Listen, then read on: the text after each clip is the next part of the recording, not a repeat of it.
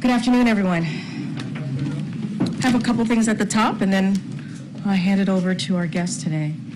Today, the Vice President and the White House Office of Gun Violence Prevention are hosting community violence intervention leaders from across the country to recognize their efforts in reducing and preventing violence and ultimately saving lives. God bless you.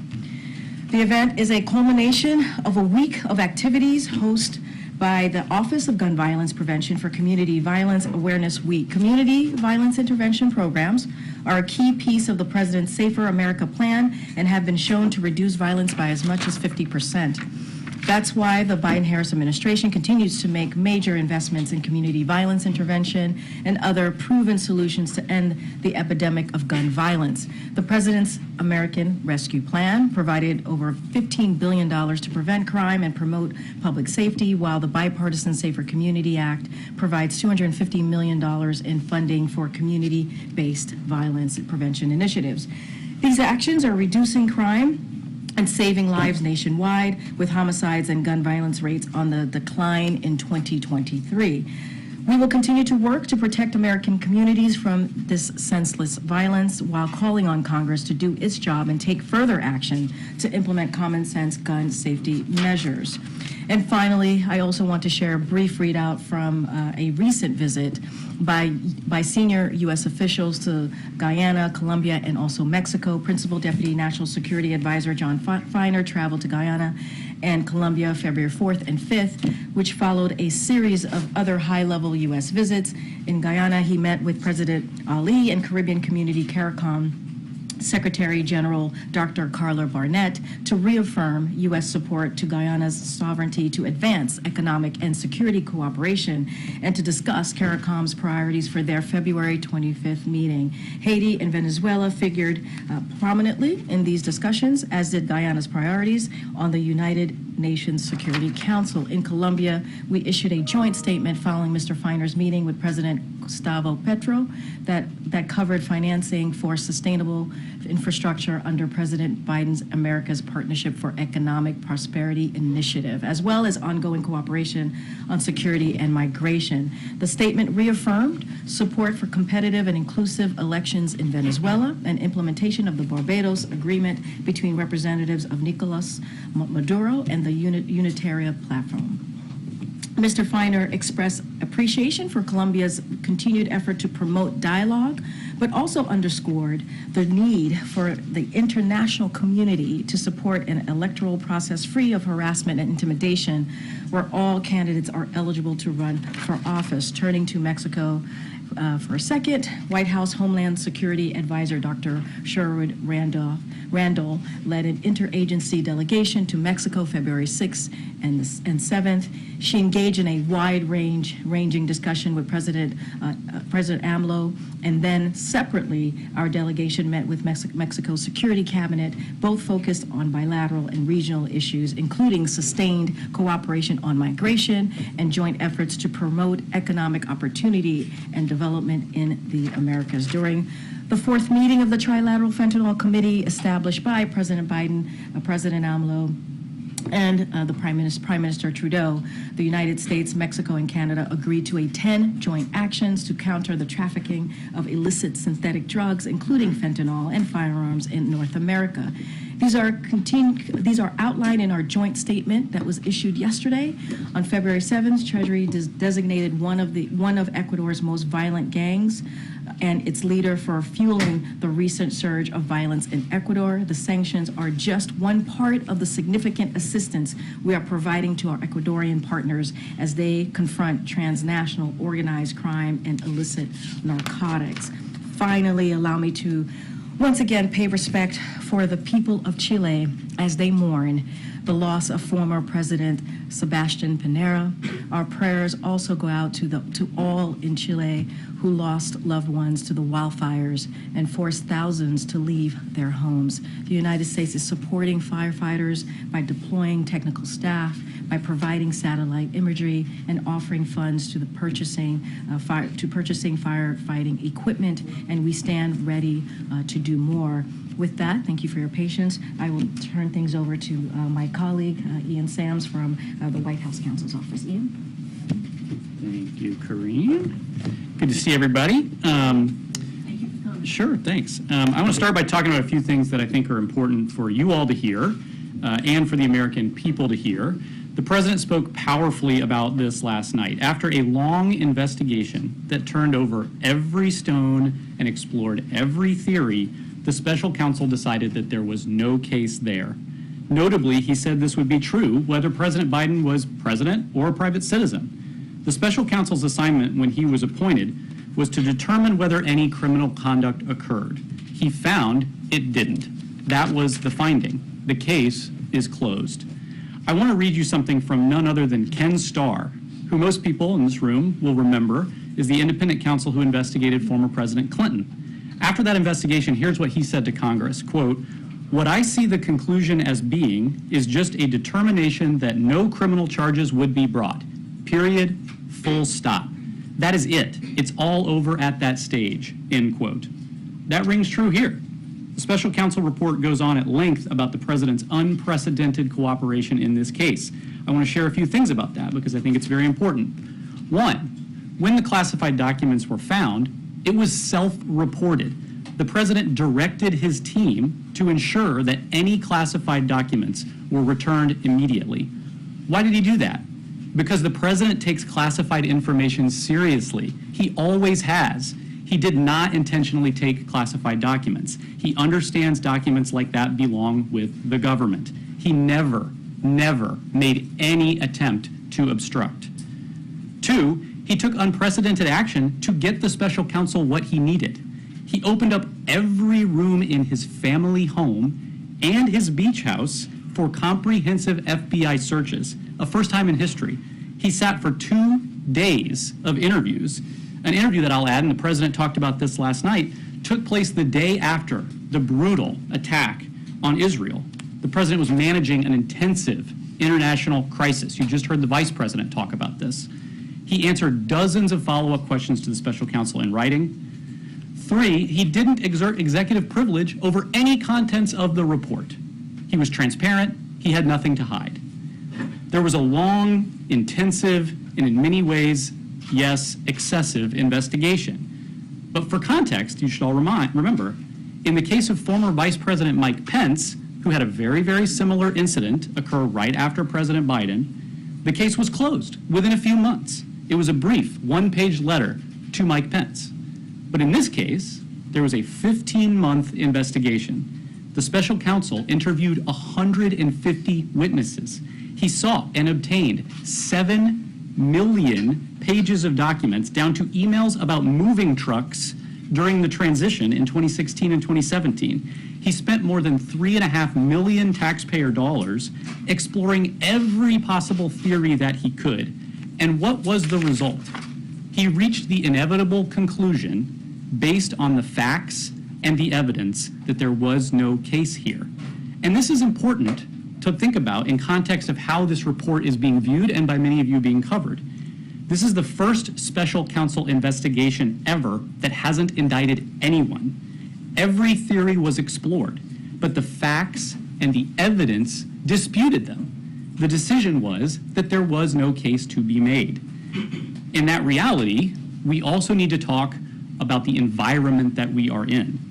For the past few years, Republicans in Congress and elsewhere have been attacking prosecutors who aren't doing what Republicans want politically. They have made up claims of a two-tiered system of justice between Republicans and Democrats. They have denigrated the rule of law for political purposes. That reality creates a ton of pressure. And in that pressurized political environment, when the inevitable conclusion is that the facts and the evidence don't support any charges, you're left to wonder why this report spends time making gratuitous and inappropriate criticisms of the president.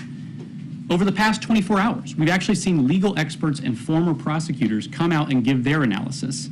Former Attorney General Eric Holder said the report, quote, contains way too many gratuitous remarks and is flatly inconsistent with long-standing DOJ traditions.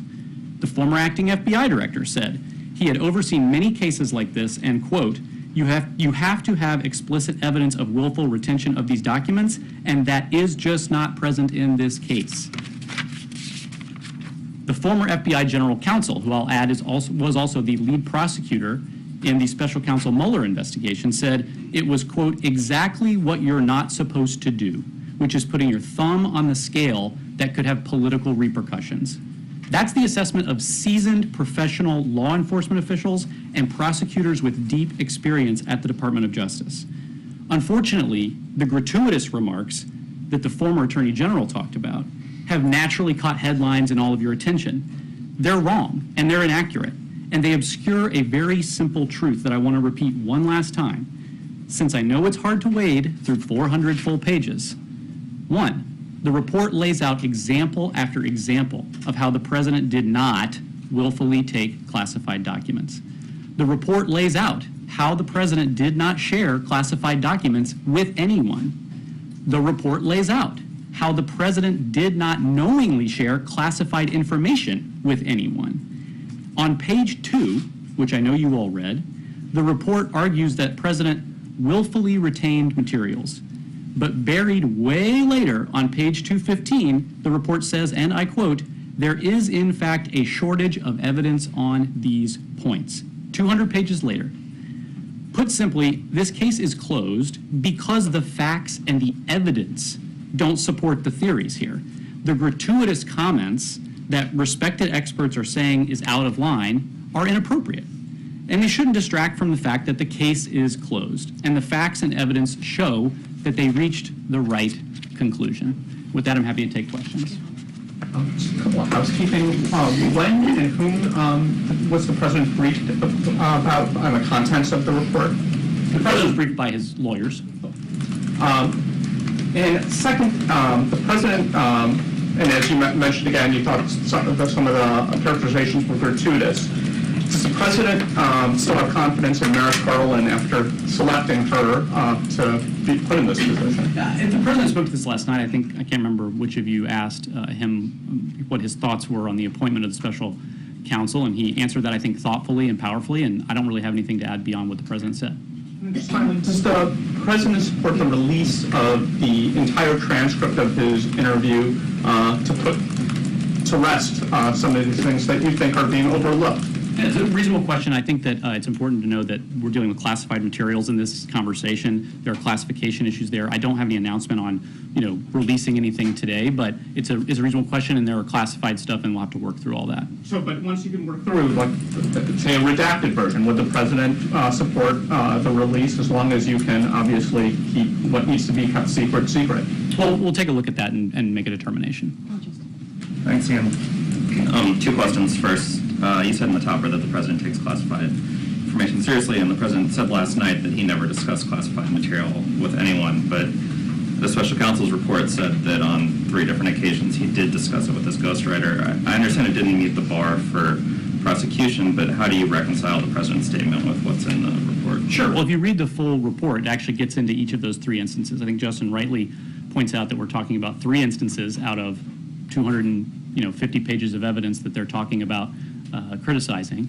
I think it's important to look at those 3 examples. 2 of them are his own notes to himself in his personal diary that he was reading about to his ghostwriter for his memoir, for a memoir about his life after his son Beau died. And he was reading these passages that he had written to himself to share information with him, and he took pains, and the report lays this out, to express how sensitive some of the information was and that we should be careful with it. And of those 2 passages from his diaries that he talked about with his ghostwriter, weren't in the book. There's no classified information in the book. And so I want to just make that point. And the second is there's a kind of an allegation of willfully taking a classified document that he talked about with his ghostwriter. That's false. As the president talked about last night, he was again talking about a handwritten letter that he had sent to President Obama and faxed to him about the Afghanistan troop surge. Like, these are the president's own personal writings, the president's own diary notes to himself. And I think there's an important thing to think about here. There's plenty of historical analogs, the most notable of which is Ronald Reagan, President Reagan, whose diaries very famously became a subject of a lot of attention in the country. And the Justice Department knew that President Reagan's diaries had classified information in them, knew it at the time. He took those diaries home. He read those diaries to people. He shared the actual physical copy of the diaries, which the special counsel report talks about. Joe Biden never even gave custody of his notebooks to anybody, and they never even asked for those diaries back, and they never launched an investigation. And why is that? It's because historically, going back to the beginning of the country, presidents keep diaries. We should want our presidents to be thoughtful and deliberative about the decisions that they make on the most consequential issues of our time. And we have entrusted presidents to be safekeepers of this information, and we have expressed, great gratitude, including many of you in the press, when presidents share through books and other things insights into their thinking and decision making and historical context. And so I think it's lost in the shuffle of all this that the president did what all of his predecessors had done, which was take notes for himself, to keep a diary of his own daily life so that he could think back on these big moments of the time. And so, that's important to know about this allegation that there was sharing. Right, is your contention that just because the president rewrote classified material in his own words and then shared it with somebody who didn't have the security clearance for it, that it was okay? Well, let's look at the report. I mean, we talked a lot about the report. I understand it's long, 400 pages. I'm not sure how many people in this room have read the entire thing. Page 3, which I think is what everybody's asking about and understandably says, quote, Mr. Biden shared information, including some classified information, with his ghostwriter, right? But if you go to page 248, the report says, quote, we conclude that the evidence does not establish that Mr. Biden willfully disclosed national defense information to his writing assistant. That's in the report. That's the conclusion that was made based on the evidence. And there's something else I want to add about this because we've gone back and forth. On page 1 of the report, it says the president willfully retained classified marked documents relating to Afghanistan. But on page 215 of the report, it says, quote, there's in fact a shortage of evidence on these points. On page 5 of the report, everybody read that, first few pages, says, quote, Mr. Biden's memory was significantly limited. But here's something that everybody should make sure that they see. Elsewhere in the report, he says, quote, we expect the evidence of Mr. Biden's state of mind to be compelling, pointing to him providing, quote, clear and forceful testimony. That's his comments on his state of mind later in the report. And so I think it's important to kind of take the report in its totality and understand that in that report, the facts and evidence refute the theories that are floated that they explored. I think maybe we disagree on if he should have used the word willfully last time, but there's one other thing I wanted to ask you about, which is that his attorneys said that they were going to work on a process to make sure that none of this happens again. Yeah. Obviously, there's the potential that this administration has less than a year left, so I'm wondering if you could detail what the timeline is on that, what you guys are considering for that type of process. That's a great question. I think that something that this issue a year ago brought to light is that this is a, unfortunately, very common occurrence in our country. The National Archives has talked about how 80 different libraries and collections just in the last decade or so have called and said, oh, we found classified documents in these papers. And they have a process that you're supposed to turn those back in. But then, we had the issue with President Biden. Immediately after that, we had the issue with Vice President Pence. And I think it's important to understand that this is a common occurrence, and the president thinks that we should fix it. Like, he gave all these documents back. He knew he did not, that these governments should be in possession, that the government should be in possession of these documents. And so what we're going to do is the president's going to appoint a task force to review how transitions look at classified material to ensure that there are better processes in place so that when, staffs around the building are rushedly packing up boxes to try to get out during a transition as quickly as possible, at the same time and up until the very moment that, they're still governing and doing matters of state, they're going to try to make recommendations that can be fixed, and he's going to appoint a senior government leader to do that. We'll have more on that soon. 2017 that he had classified material downstairs. He boasted about it.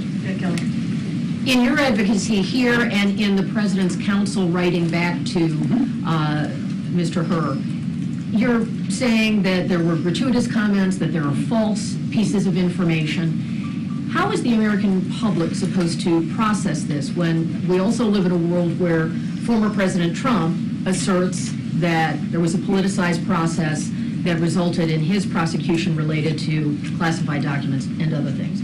So for the public, if Democrats and this administration say, trust the Department of Justice, trust the institutions, but you're also arguing here gratuitous political cheap shots and false assertions. How are they to process that? Well, I talked about this actually a minute ago, and I think, when you have the former Attorney General, when you have the former acting FBI director, when you have the former general counsel of the FBI, these are experienced people at the Justice Department who spent decades working at the Justice Department, and they're saying it's gratuitous. They're saying that this is inappropriate, that this is inconsistent with DOJ policy and practice.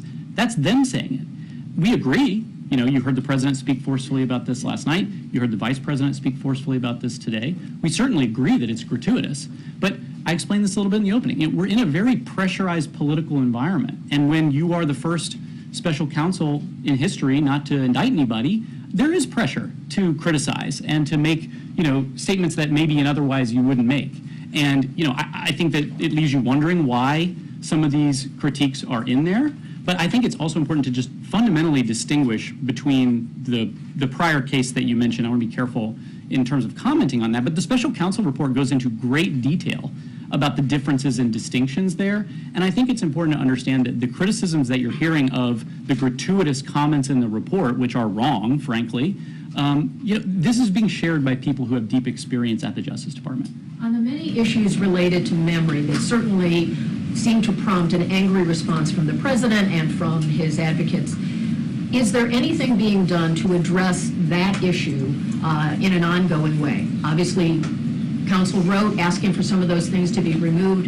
It is potential that Robert Hur could be called before Congress to testify in public. Are there any steps that the administration would take addressing that specific issue? Is it in relation to overall medical physician's report of the president or other things to demonstrate what is the issue with memory, and is it a factor that deals with his capacity to serve? Well, I have a lot of issues with the contents of that question, and Karine's answered a lot about the president's transparency in his medical records and his physical and things of that nature. And I, leave that to Karine to handle. But I'll say, I just read you this. Page 248, or sorry, excuse me.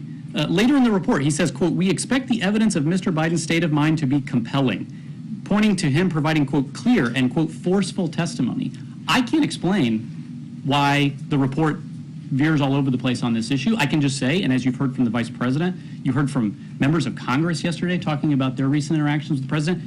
One, Congressman Goldman from New York, talking about his interaction with the president the day before this interview, when Congressman Goldman was on the ground in Israel, and the long and intensive and detailed conversation they had about what was going on the ground. We just reject that this is true.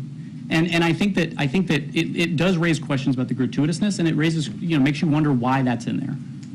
Thank you, Karine, and thank you, Ian. So you are discrediting some of the findings in this report. You are discrediting some of the observations of President Biden. So why should the American public accept the conclusion that charges weren't warranted? I'm not sure I understand exactly what you're asking. I'm saying you're claiming that much of the report is inaccurate. So why are you so confident that the conclusion is correct? The conclusion has been obvious from the very beginning. It was a long, intensive, sort of meandering investigation that came to the conclusion that in February of last year, everybody knew that this wasn't intentional, that this was an accident, that they were found, and as soon as they were found, the president said, give them back, get them back as soon as we can, and fully cooperate with everything. So he reached the inevitable conclusion because it's the truth.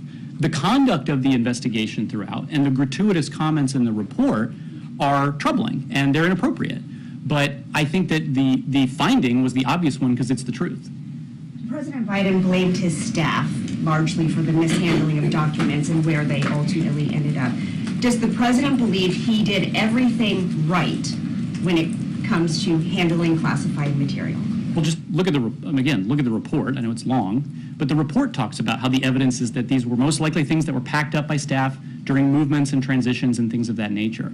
So that's reflected by the report. It's not some accusation by the president. It's just true. I mean, you guys know, you guys work with White House staff all the time. We support the principal. That's our job. And principal relies on their staff to help them with things. And the president said this last night. He talked about how, looking back, if he had been he wished to be more engaged in that process of the packing and the moving things to make sure that things were being done the right way. And I think the most important thing to remember is once it was realized that something wrong had happened, he did everything right to get it back and to fix the problem. What about all the stuff that he talked about that was in his home, in filing cabinets that were either locked or able to be locked in his house? What stuff was he talking about? Classified materials? Well, we talked about, I mean, the report goes on at length about this. I'd encourage you to read it. It talks about... I'm talking about what he said last night. He said the stuff in my house was all in filing cabinets that were either locked or able to be locked. Didn't he put them in his home? I'm not really following the question. I think that what's clear is that, and I told this to Justin a minute ago, you know, he had his personal diaries that he had. Of course he has his personal diaries. The documents that were taken were jumbled up in boxes and found inadvertently in places, and that's what happened, so. We got to move on. Good. Yeah, thank you. How concerned is the president and the team here that the, quote, gratuitous comments are going to damage him, damage public perception of him?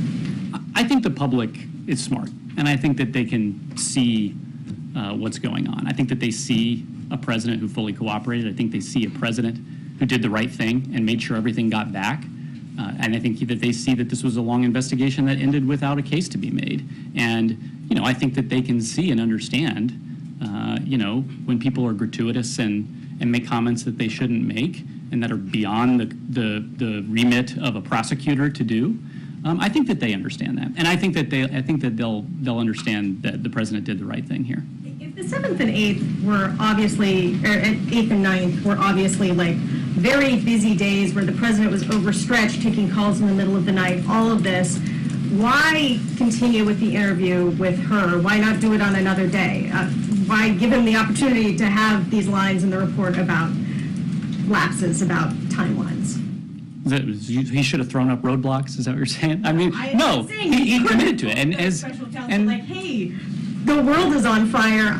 Could we do it another I'll tell you day? what's interesting about this, and this is oddly not in the report, is at the beginning of his interview, the special counsel told the president, "I understand that you're dealing with a lot of things right now, and I'm going to be asking you questions about stuff from a long time ago. I want you to try to recall to the best of your abilities."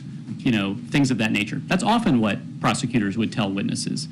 So he understood that, but the president was going to commit to being cooperative. He talked about this last night. He wanted to make sure he had everything he needed, and he didn't want to throw up roadblocks. We got to move on. Good. Thanks, Karine. Just a first question. Has the president read the entire report, and when was he given the report? Did he review it when his lawyers did the privilege review? And do you have any just context on when he himself found the findings of it? We received the report yesterday from the Justice Department and formally sending it over. Obviously, the president's lawyers were doing the privilege review that we disclosed to everybody was happening and disclosed when we had concluded it. And so I think they had briefed him on the material as the client, as is typical in a legal case. And then we received the full report yesterday. The president's been pretty busy. I'm not sure he's read 400 pages. I'm not sure how many folks in this room have read all 400 pages of it, but he certainly is familiar with the contents of the report. Just one quick follow-up. The president was animated last night, rejecting the idea that he did not remember when his son died. Can you provide a little bit more context about, was he directly asked in the interview by the special counsel for the dates? Was it part of a broader conversation? I just think some additional context to understand what is in that report might be helpful. Yeah, the president was pretty clear last night, and I think that the American people have heard from him for years about the pain and the suffering that they went through when Bo passed away, and the gravity of that. And I think to suggest that he couldn't remember when his son died is really out of bounds. The conversations in the interview back and forth, he's being asked about file folders from a basement and how did they get there and what is that and what were you doing around that time and things of that nature. I don't want to, just to be very careful, I don't want to get into specific things while it's still in a classification process. But, it is safe to say that, of course, the president knows when his son died. So do you have any sense of why the special counsel would write explicitly in the report that the president was unable to recall when his son died? You'd have to ask the special counsel why he chose to include that. Thanks, Karine. Thanks, Ian. So you said that you told the special counsel that the criticisms of President Biden were inaccurate, gratuitous, and wrong. So how did the special counsel respond when you told them that? I put out his report. So completely ignored? I'm unaware of any changes that were made in response to our very strong, forceful, and rooted in evidence arguments that we provided. And you had just mentioned how these interviews happened shortly after the October 7th attacks. The president mentioned it last night. In mentioning that, does that mean that possible memory lapses happened because he was so distracted by what was happening overseas? Or do you dispute that he had any memory issues during those hours of interviews? I dispute that the characterizations about his memory that were in the report are accurate because they're not. And I think the president spoke very clearly about how his mind was on other things. I mean, he was dealing with a huge international crisis of great global consequence. And, he was trying his best to answer questions in this interview because he wanted to be fully cooperative. So there were no memory lapses during... I think there's something important that people should remember about the way that sort of interviews like this happen. God forbid, one of you guys ever have to get interviewed by a prosecutor, and, I hope you don't. Witnesses are told, as I mentioned by special counsel, to do the best they can to recall or remember things. And they're not supposed to speculate. They want facts. They want facts and evidence. And so, I think probably in almost every prosecutorial interview you can imagine that people have said that they don't recall things because that's what they're instructed to do. So I think that's just important context to keep in mind. And just lastly, in September, the president was asked about Trump's classified documents being found in Mar-a-Lago, and he said, quote, "How could that possibly happen? How could anyone be that irresponsible?" But there were classified documents found in the president's garage in a damaged cardboard box. So would that be considered irresponsible? Look, I think the president made clear that he gave everything back as soon as he found out that he had it. And so, I think that it's fundamentally incorrect to try to analogize the situation or and frankly, the report says that too. And the idea that that he did anything except be totally cooperative and to take great strides to ensure that the classified documents were returned speaks for itself. Okay, good. Thank you. Ian, the vice president referred today to the report as being politically motivated. Is that the position of the White House, that this report was politically motivated? Well, I saw the vice president's remarks. I thought they were very powerful, and I talked about this a little bit at the top of our conversation here today. There's an environment that we are in that generates a ton of pressure because you have congressional Republicans, other Republicans attacking prosecutors that they don't like. And it creates, a need. If you're going to determine that charges weren't filed, people are human and they're thinking through, what do we need to do? And, it leaves one to wonder exactly why he included a lot of the criticisms that were in there.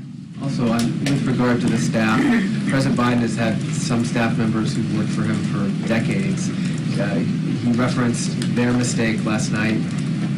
Has he had a visit with any of these staff members? Do the staff members who are responsible for taking those documents to his house, do they still work for the president? Have there been any consequences? Well, I think I talked about this also before. I mean, this is an issue that has plagued administrations of both parties for 50 years, where accidentally things get shuffled up and taken and removed.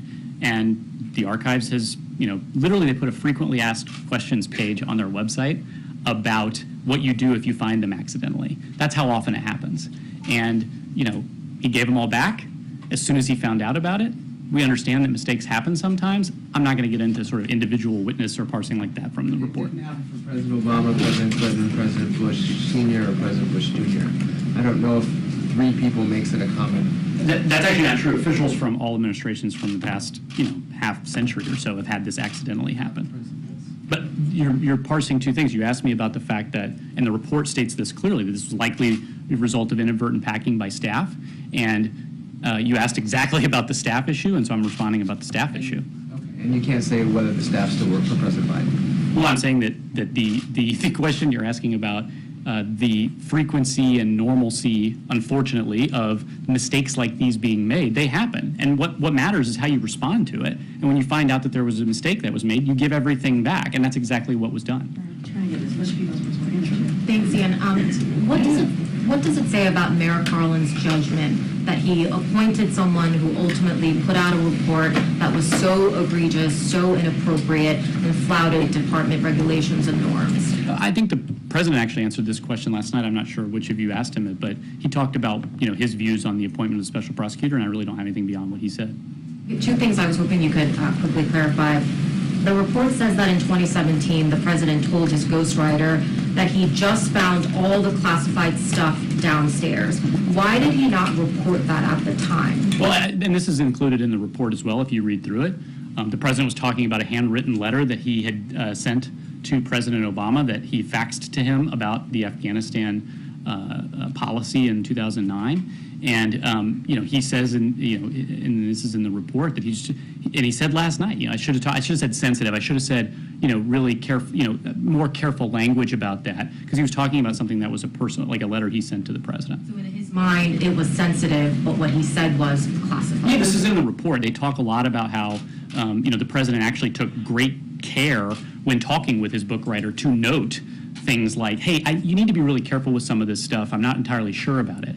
And so I think that that's important to realize, that the report itself actually talks about what care he took with this sort of information as they explore all the theories and go through all the evidence that sort of refutes most of those theories, almost all of those theories, when you think about the judgment that there will be no case in this matter. So, that's addressed in the report. And the second thing, the president also said last night, all the stuff that was in my home was in filing cabinets that were either locked or able to be locked. But the report says that some of the classified documents were in cabinet drawers, while others, about Afghanistan, for example, were in unsealed and badly damaged box sitting in his garage. So did the president misspeak last night? Look, I think the president was responding to a number of inaccurate allegations in this report.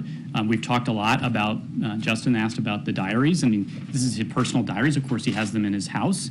I don't have anything kind of to add on what he said last night. I want to follow up on the Vice President's comments on, you've been saying gratuitous, she said politically motivated. Is it this administration's stance that this report was issued in part, or there was a motive in this issue, a goal with this report to inflict political harm on the president? I think that you have to look at we talked about this at the beginning of our conversation today. You have a situation where former DOJ officials are talking about the political repercussions of these actions, and that it's incumbent upon the prosecutor to take great care to follow departmental policy, to not criticize unindicted conduct and behavior or characteristics, which we've seen in this case. That's former DOJ officials, but this White House right now, is it the stance by this White House that this report was issued in part with a motive and a goal to inflict political harm on the president? I heard the question the first time, and I have nothing to object to in what the vice president said. I thought she was powerful and forceful. But also, just to follow up, I'm sorry, this administration, as you said that Republicans have often attacked prosecutors, independent systems, and you said that's created an environment where, if I've interpreted this right, there is an incentive by the special counsel to include some of this language. But often I've heard from Democrats and this White House say that those attacks against independent systems can also sow distrust with the public and those independent institutions. By saying that this is politically motivated, not just gratuitous, but politically motivated, does this not also sow distrust with the public? I reject that. I reject that question. You see this, and it's in the report, the letter that the president's lawyer and the White House counsel's office sent to the special counsel to talk about the Department of Justice norms and policies that they see as being violated by some of the comments and remarks made in the report. And so, I think that that's a false equivalence kind of question, because what we have argued and what we continue to say and believe is that you're not supposed to make these sorts of things according to Justice Department policy. The president, when he ran, and you guys all know this because you heard this, talked about how important it was to restore the rule of law. And he understands that. And he talked about this last night, to MJ's point, about the appointment of the special counsel and sort of how he felt about that. This is a president who is committed to restoring those norms. And I think when we object to some of the gratuitousness in the comments that you're asking about, and you hear me talk about the former Attorney General and other people who've made those comments, they are criticizing that this does not follow those norms. Do you think it was politically motivated? With respect to the portion of the video in the transcript where he was asked about his time as vice president and about Beau Biden's death, why not release those parts of the video? Those aren't classified. it's a transcript we're talking about, and I already addressed this with Justin. Okay, so sorry. what you're saying is this was a video, there's not tapes that you can release of that? I was just responding. I think that the question is about the transcript. Okay, and as far as former Attorney General Holder is concerned, you referenced him and the normal DOJ review process. He brought that up in his tweet as well, or his ex-posting. What part of the normal DOJ review process is the White House saying was violated or bypassed in some way? Well, there's actually, it's an interesting question. It's a little in the weeds, pardon me, but the special counsel regulations that exist at the Justice Department govern the process that is supposed to happen here. And the Justice Department has its own sort of manual of procedures. And, you know, as you've heard from those experts, you're not supposed to sort of criticize unindicted conduct when you're making these determinations. Okay, Phil in the back. Thank you. A follow-up and then a separate question. You said a moment ago that the president was responding to inaccurate information when he claimed last night that all the stuff in my home was behind locked filing cabinets. Is he entirely clear now, at this point, where all the documents were discovered? And does he now know that his statement about locked filing cabinets is false? The report lays out in 400 pages of detail all of the evidence and all of the review that they conducted in looking into this matter. The president made sure that all of the classified documents that were found were returned promptly to the government, which is what you're supposed to do, which is why this is the inevitable conclusion that there is no case here. And that's not what I asked, though. Does he know that his statement yesterday that all the documents were behind locked cabinets was inaccurate? Is he clear in his mind? I know that last night was perhaps, stressful, confusing environment, but does he... I understand what you're trying to ask, Phil, and I think that I've answered the question. So I have a separate follow-up question, and that is, my follow-up question after that lack of a response was, there was an eye-popping moment in the report specifically about the president's ghostwriter, and that was that after he learned that the special counsel had began an investigation, he deleted some of his recordings. Now, those recordings were able to be recovered. What I'm curious about is, can you say definitively whether or not the president or anyone else at the White House was in contact with his ghostwriter? This is in the report. I mean, read the report. In the report, it says that they sought this, they looked into this, and that they didn't. So that's in the report. John, They were not we're in going to wrap this up. Go, Thank you, John. Karine. Ian, thank you so Sure, much. yeah. 2 questions. Just for clarity, you're from the White House counsel's office, Correct. But you're not a lawyer, correct? That's correct. I'm a spokesperson. Okay. Any chance that we'll get the White House counsel to come out here and answer questions directly? Should I be offended by that? I mean, I get offended all the time. I know. I mean, what? I mean, come on. You did say something that was I was factually asking. incorrect. There has been a previous special counsel. John, finish your question, please. I was asked to come today by your colleagues in the press corps, and we happily obliged. As you know, former President Trump, he was charged with a slew of criminal charges related to classified documents in his possession, including counts of willful retention of national defense information. In this report, it's made clear by the special counsel that President Biden willfully retained and disclosed classified material. He kept it in unsecured locations after his vice presidency, which presented, according to the special counsel, serious risks to national security. So my question to you, Ian, is can you explain to every voter out there, every American, why it is that President Biden essentially is let off the hook and former President Trump is now facing these slew of criminal charges, which seem to most people very similar? Great wind-up, John. I mean, really a good wind-up. I talked about this already. Page 1, willful retention. Page 2, 15. There is, in fact, a shortage of evidence on these points. The report itself goes through in great detail the facts and evidence that led to the obvious conclusion that there was no case here. The report itself answers the question you're asking about the distinction between 2 cases, as you guys have heard us from the White House say for a long time. We're very careful about commenting on certain cases like that. Just, I would encourage you, perhaps all of you, read the report. I've read the report, and that's the reason why I asked that question. And the reason why so many people seem confused, because you hear willful retention of national defense information related to Trump, willful retention of classified material related to President Biden, and yet one individual is facing a criminal trial being brought by the Department of Justice in Fort Pierce, Florida, And the other one Sure, I is think not this facing is- any charges Sure, whatsoever. and I think I've talked to many of you guys in the room over the last 24 hours about this. The allegation that there was willful retention of documents is refuted by the evidence in the report. And the conclusion was made directly that the evidence does not support that claim. He explored the theory. It's in there on page 2. Everybody focused on it. I'm exploring the theory of willful retention, but that the evidence as a whole was insufficient because that's not what the facts show.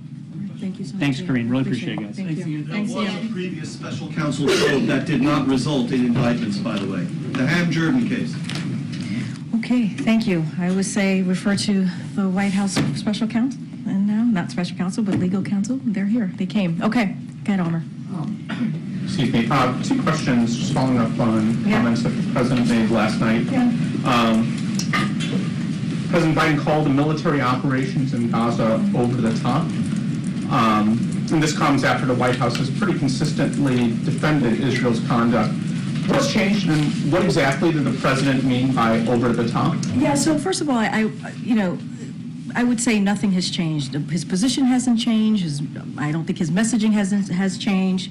We don't think his messaging has changed. He doesn't believe his messaging has changed. This isn't something, the first time he's done so, what you heard from him yesterday. Look, the President made it very clear in his comment that he was obviously talking about Israel's conduct in Gaza, and he's been clear. He's been clear that the United States wants to see Hamas, a terrorist organization, defeated. He's been very clear on that.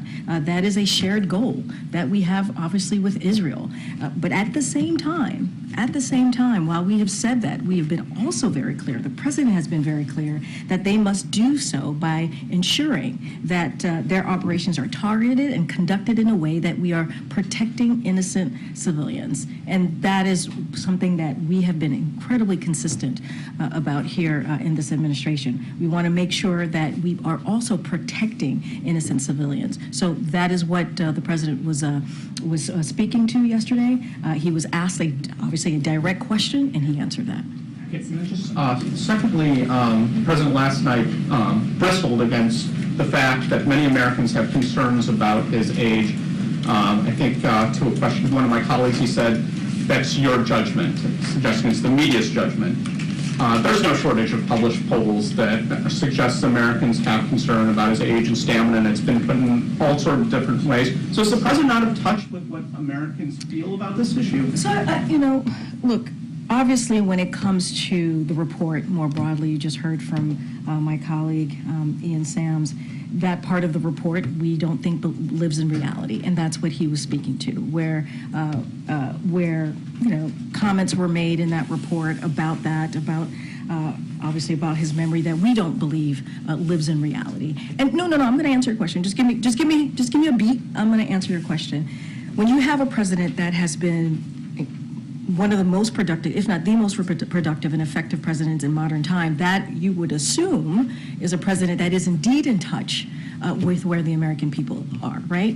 That would assume that the president understands what's going on around the kitchen table when Americans are sitting around the kitchen table trying to figure out how are they going to deal with the economy? How are they going to deal with health care? So in our opinion, in my opinion, he is very much in touch with what Americans are feeling out there as it relates to lowering costs, as it relates to making sure that we beat Big Pharma. This isn't the president who understands what the American people are feeling. Look, as it relates to his age, as it relates to what has been said in this report, it is something that we don't believe lives in reality in the sense of this is a president. I've known this president since 2009. I've known this president. He's been not just my boss, but a mentor to me. And no one in this building would say that what we saw in this report about his memory. Everybody sees somebody who works very, very hard, has spent hours with him, understanding exactly where the American people are and what they're feeling, and also how to deliver on those critical, important issues to them. Your argument on the report and the assertion that it's gratuitous is well taken, as well as what you believe is his performance. I get that. Yeah. But he seemed to be playing with a different set of facts. The facts are that this is an issue that Americans are concerned about.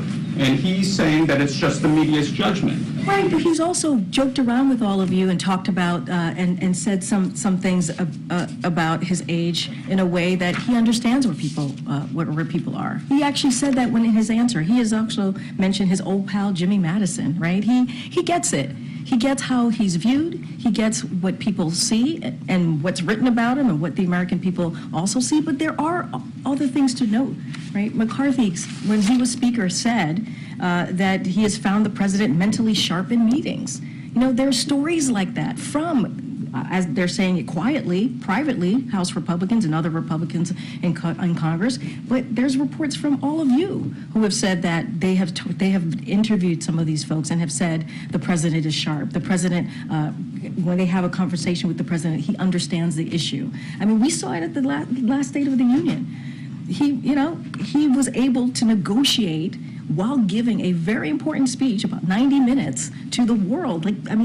Millions of Americans watch as he was able to negotiate with House Republicans in the room.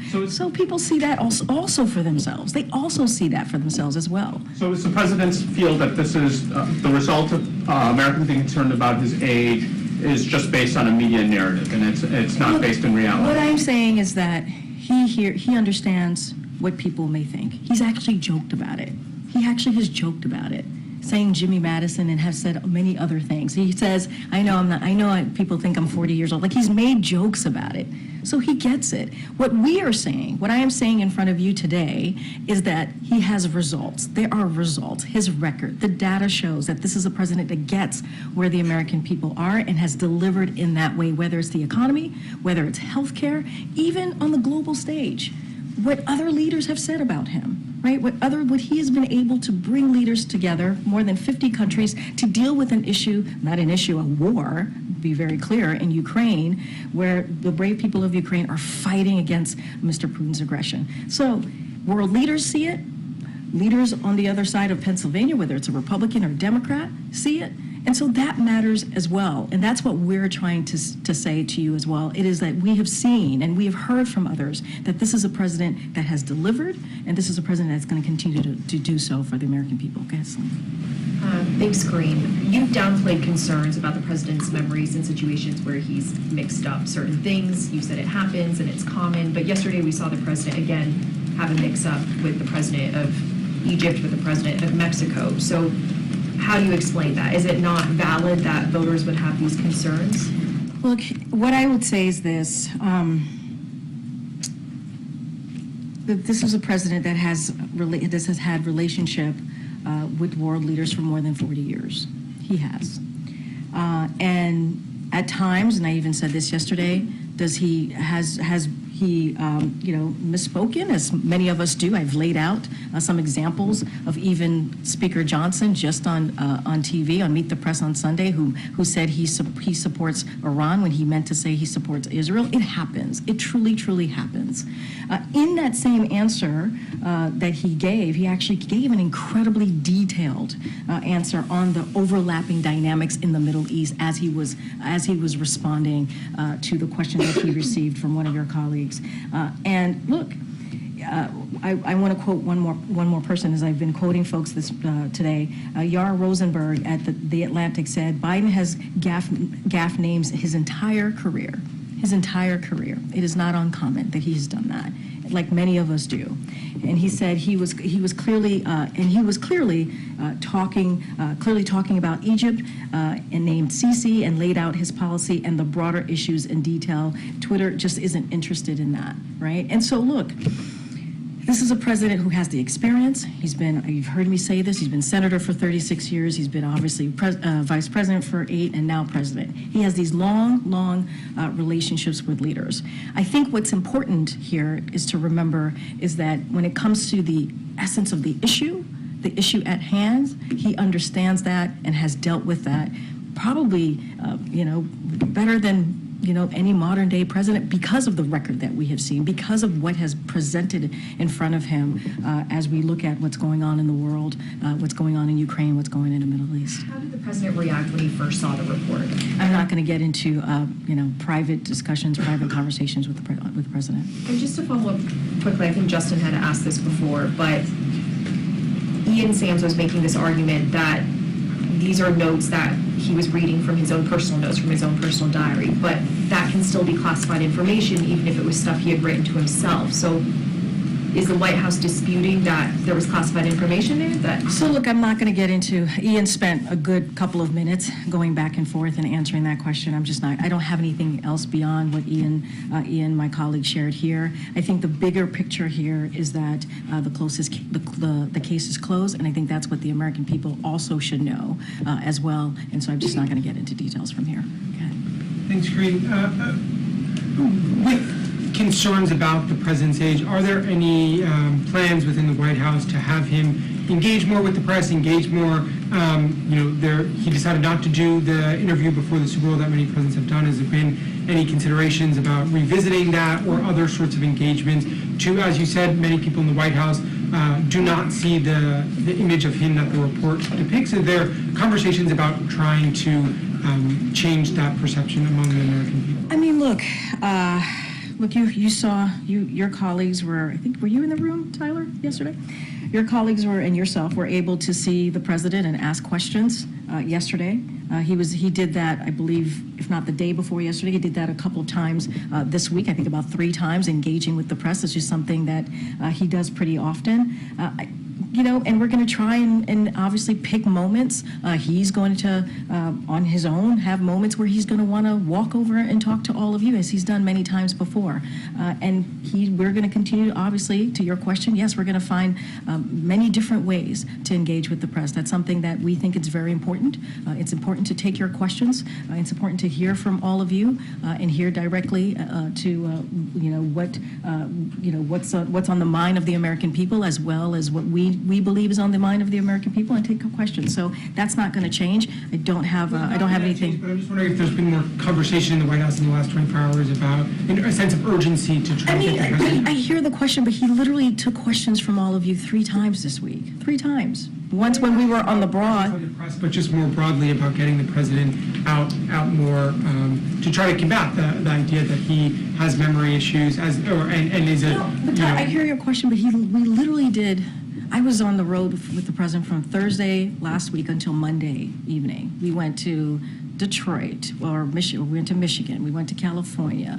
We went to we went to Vegas. The president has been out there, and that's something that we're going to continue to do. And so he wants to be out there to talk directly to the American people. You hear us say that all the time. And you've seen him do that throughout the month of January. And now, obviously, we're in February. We're going to continue doing that as we have been for the last 2 to 3 years. It's not going to stop. Okay. Thanks, Karine. A question about Israel. Has he communicated to Prime Minister Netanyahu that he believes his response has been over the top? Is that language he has used in their discussion? I mean, look, we have read out we've read out conversations that the president has had with the prime minister. The president has always been clear with the prime minister. I just don't have anything beyond that. What he said yesterday, what the president said yesterday, he's done before, in saying very clearly, obviously we believe that Israel has a right to defend itself. Obviously, we believe we are in agreement that a terrorist organization, they have to make sure that they deal with this terrorist organization that on October 7th, terrorized and killed more than 1,200 people. That is a reality. But at the same time, the president has also been clear that their military operations need to be done in a precise way, in a more targeted way. We need to protect civilians' lives. And so, that has been the case. Now, in the broader scope, the president has been working with his team to make sure that we have another humanitarian pause. We understand how important that is to make sure we bring those hostages home to their friends, to their family, to their loved ones, and also get that really critical, important humanitarian aid that's needed in Gaza, get that in there. And so that's been the president's position. Nothing has changed there. Can you clarify whether there's been any change in White House policy with regard to tying aid for Israel to its actions? I don't have any change of policy to announce to all of you. Since my colleague referenced a question that we asked last night, the question was about voters having concerns about the president's age, and his response was that that was my judgment. It was obviously making a reference to public polls that are out there that indicate that voters do have this concern. So does the president not believe that many voters have this concern about his age? I mean, the president's talked about it. He's joked about his age, right? He has joked about his age, understanding what voters might think. He has. He's done that pretty often. I think the other thing that we want to make sure that you all understand is that this is a president that also has delivered for the American people. That is a fact. That is something that we see in the data. That is something that we see in the policy, whether it's a bipartisan legislation that we've been able to get through that people didn't think we would be able to get through, whether it's as it relates to like infrastructure or the Chips and Science Act, real things that American people feel. And for him, that's what he believes is important to focus on, is what the American people need in the sense of issues that matter to them. And that's what he wants his focus to be. That's what we want our focus to be as well. That's what we're always trying to communicate with all of you. But he jokes around about it all the time. He makes jokes about his age all the time. I'm just asking for clarification on why the fact that we brought up that concern prompted him to say, this is your judgment, as though there isn't because what I that shows that voters do have that concern. Well, I just stated moments ago, it is your judgment, right? In the sense of like, that is not what we see, right? When we see what... It wasn't my judgment. But meaning more broadly. I'm not talking about you specifically. Yes, more broadly. I'm just asking, does the president believe and understand that that is a concern that voters have? I already said he understands. That's why he makes jokes about it. He understands that. But what we are trying to say is, our judgment from here, what we see from this president is a president that is zeroed in and focused on the American people. When we see him working, he is focused, and we don't see what, for example, all of this was brought up by the report. We do not believe that part of the report lives in reality, and that is what we're speaking to. That is what we're talking about. Do you think there's any risk to the president sounding like he's dismissing that concern when he has that kind of reaction to a question like that? Look, the president is going to obviously speak for himself and lay out what he thinks is important to talk about as it relates to the American people. When he wants to talk about the economy, he wants to talk about health care. We are talking this week about gun violence, right? How do we prevent gun violence, which is an issue that is incredibly important to communities across the country. When you think about gun violence being an epidemic in this country, those are the things that he wants to focus on. Those are the things that he wants to make sure that the American people understand what we're doing to deal with those critical issues. As it relates to his age, he makes jokes about it. He does. You hear him make jokes about it all the time. He gets it. He gets it. But he also wants to make sure that we are talking about the issues that, and I talked about this almost starting this, the briefing here, is what people really care about when they are sitting around their kitchen table. And that matters. We believe that matters as well. Okay, Francesca. Thanks, Karine. Picking up on Tyler's line of questioning, why wasn't there a 2-and-2 today with the German chancellor? Look, we always find different ways to engage with the press when we do these types of bilaterals. There are many things that come into consideration, and with this trip, there was no 2+2. You're going to see, obviously, there's going to be some of your colleagues going to be part of the pool spray in a couple of minutes, not too long from now, and so you'll have an opportunity to see the two of them. Look, every visit is different, and they're different for different reasons. It's not just us. We have conversations with other countries that the leader, obviously the leader of the team of the other country. This just happens to not have a 2+2, but that's not always the case. And yesterday, when you made light of the president's verbal flubs, had you been briefed on the special counsel report or seen it at all? Nope, not at all. And what do you mean when I made light of the president's verbal flubs? Well, you made some jokes in response to questions about the president confusing world leaders with deceased world leaders. And what I did was I tried to state very clearly that, and yes, I did it in a light way because it does happen to many people. And I actually talked about one of your colleagues that I do it to all the time. And so, look, I just want to be very clear. This is a president that is very much focused on the American people. He is very much focused on making sure what he was elected to do gets done. With the promises that he's made to communities across the country gets kept. So I just want to make sure that is made also very clear. And finally, in response to the special counsel report, one of the president's Republican presidential rivals, Nikki Haley, has called for a mental competency test for the president. Is that something that the White House is actively considering as a way to try and put to rest some of these allegations about his memory lapses? I mean, look, I'm not a medical doctor, so certainly I'm not going to stand here and make opine on tests or anything of that nature. What I can say is that, and I remember talking to the president's doctor last year when I was asked about a cognitive test when the president's physical came out, and he said to me, and I'm paraphrasing because this was over a year ago at this point, that because of the president's actions every day, what he deals with world leaders, the domestic issues that he has to deal with, he believes that shows, right? That shows that the president is very much active and understands what's going on, right? And didn't believe that a test like that was warranted because of just who he is as president of the United States and everything that he has to deal with. But again, I'm not a medical doctor. The president's going to continue to be obviously transparent when it comes to his physical. We were the last 2 years. We'll have one. He'll have one this year, and when the time permits, obviously, or when the time comes, we'll certainly share that. Thank you, Karine. Last night, soon after the president's remarks about Israel, the administration announced a national security memo that calls for the State Department to obtain written assurances that countries that receive weapons from the U.S. will use those weapons in accordance with the law of war.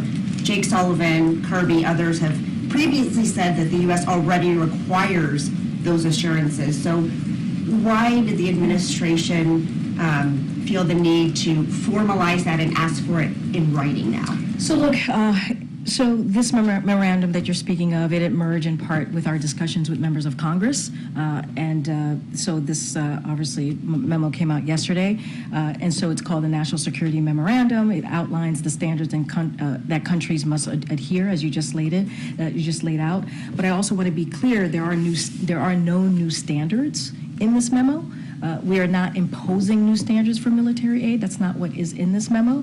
Instead, we are spelling out publicly the existing standards by the international law, including the law of armed conflict. So we are also, one thing that we are doing is creating a new annual report to Congress that members have requested. This is in request because of interest of transparency. So this is in line with conversations that we have with the congressional members as we try to really, work together in a way that makes sense and moves the ball forward. But this is not new standards.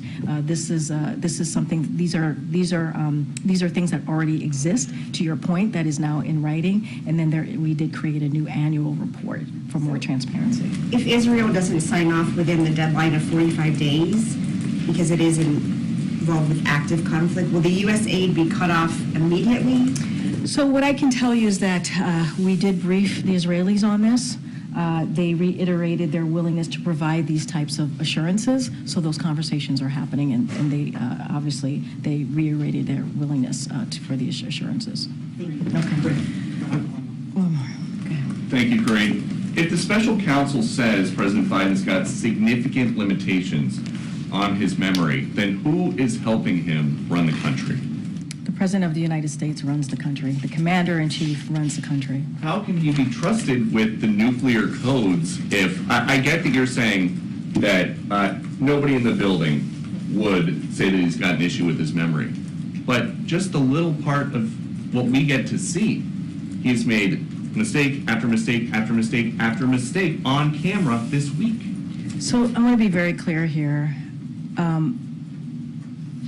The reality is that report, that part of the report, does not live in reality. It just doesn't. So the special counsel is lying about the president's memory. It was gratuitous. You heard from Ian Sams, my colleague. It is unacceptable, and it does not live in reality. That is just the facts. And look, it is a closed case. That is what the special counsel said. And what matters is that the president in the last 3 years has delivered on the economy, has delivered on healthcare, has turned this country around after the last president left us with an economy that was in a tailspin. That's what we were dealing with.